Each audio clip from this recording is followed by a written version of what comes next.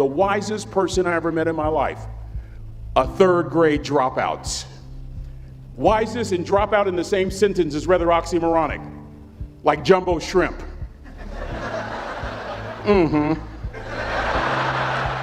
Like fun run, ain't nothing fun about it.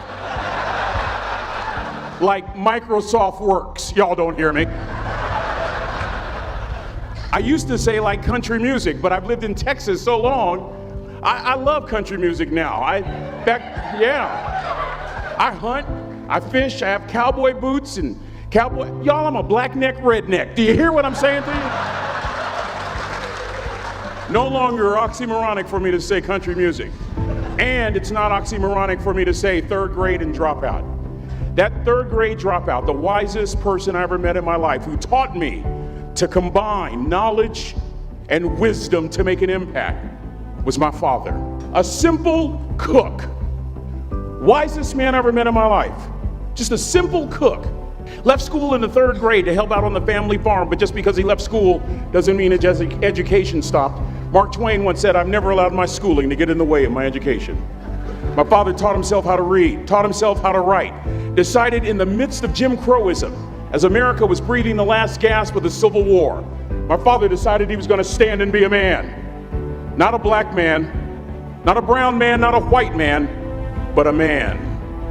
He literally challenged himself to be the best that he could all the days of his life.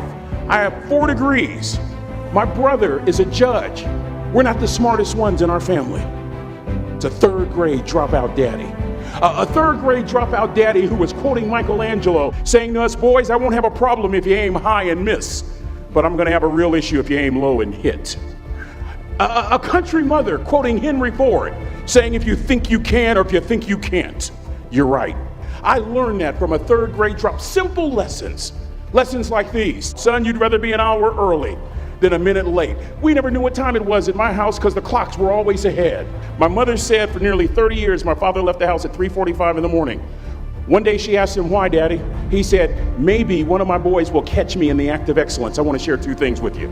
Aristotle said you are what you repeatedly do. Therefore, excellence ought to be a habit, not an act." Don't ever forget that. I know you're tough, but always remember to be kind. Always. Don't ever forget that. Never embarrass mama. Yeah. If mama ain't happy, ain't nobody happy. If daddy ain't happy, don't nobody care. But you know, I'm trying to tell you. Next lesson. Lesson from a cook over there in the galley. Son, make sure your servant's towel is bigger than your ego. Ego is the anesthesia that deadens the pain of stupidity. Y'all might have a relative in mind you want to send that to. Let me say it again. Ego is the anesthesia that deadens the pain of stupidity. Pride is the burden of a foolish person. John Wooden coached basketball at UCLA for a living, but his calling was to impact people. And with all those national championships, guess what he was found doing in the middle of the week? Going into the cupboard, grabbing a broom, and sweeping his own gym floor. You want to make an impact? Find your broom. Every day of your life, you find your broom. You grow your influence that way. That way you're attracting people so that you can impact them. Final lesson. Son, if you're gonna do a job, do it right. I've always been told how average I can be. Always been criticized about being average. But I want to tell you something. I stand here before you, before all of these people, not listening to those words, but telling myself every single day to shoot for the stars, to be the best that I can be. Good enough isn't good enough if it can be better, and better isn't good enough if it can be best.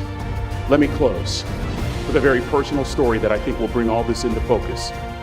Wisdom will come to you in the unlikeliest of sources, a lot of times through failure. When you hit rock bottom, remember this. While you're struggling, rock bottom can also be a great foundation on which to build and on which to grow. I'm not worried that you'll be successful. I'm worried that you won't fail from time to time. The person that gets up off the canvas and keeps growing, that's the person that will continue to grow their influence. Back in the 70s, to help me make this point, let me introduce you to someone. I met the finest woman I'd ever met in my life. Back in my day, we'd have called her a brick house. This woman was the finest woman I'd ever seen in my life. There's just one little problem. Back then, ladies didn't like big old linemen. The Blind Side hadn't come out yet. They like quarterbacks and running backs. We're at this dance, and I find out her name is Trina Williams from Lompoc, California. And we're all dancing, and we're just excited. And I decide in the middle of dancing with her that I would ask her for her phone number. Trina was the first one. Trina was the only woman in college who gave me her real telephone number. The next day, we walked to Baskin & Robbins ice cream parlor. My friends couldn't believe it. This has been 40 years ago, and my friends still can't believe it. We go on a second date, and a third date, and a fourth date. We drive from Chico to Vallejo so that she could meet my parents. My father meets her. My daddy, my hero, he meets her, pulls me to the side and says, "Is she psycho?" But anyway, we go together for a year, 2 years, 3 years, 4 years. By now, Trina's a senior in college. I'm still a freshman, but I'm working some things out. I'm so glad I graduated in 4 terms. Nixon, Ford, Carter, Reagan.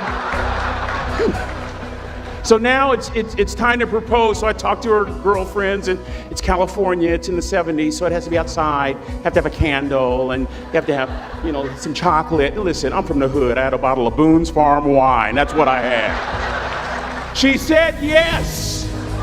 That was the key. I married the most beautiful woman I'd ever seen in my life. Y'all ever been to a wedding, and even before the wedding starts, you hear this? How in the world? And it was coming from my side of the family.